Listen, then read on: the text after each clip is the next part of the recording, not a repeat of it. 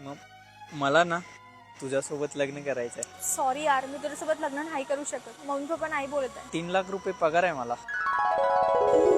मग काय झालं यार, मी करेल तुझ्यासोबत लग्न. वर्षाला 3 लाख रुपये पगार आहे. मम्मी पप्पांच्या विरुद्ध जाऊन मी लग्न नाही करू शकत यार, सॉरी. आमची 15 एकर शेती आहे हायवेटेज, पण चुलत्याच्या नावावर आहे. चुलता करतो बोललाय माझ्या नावावर, कारण त्यांना मुलं बाळ नाहीत ना. रेडी. पण चुलती आडवी या लागल्या. ती बोलते याच्या नावावर केलं तर मी डिवोर्स घेईल. चुलतीचं वय झाले, ती आता लास्ट स्टेजला आहे. ती गेली की चुलता माझ्याच नावावर करणार आहे.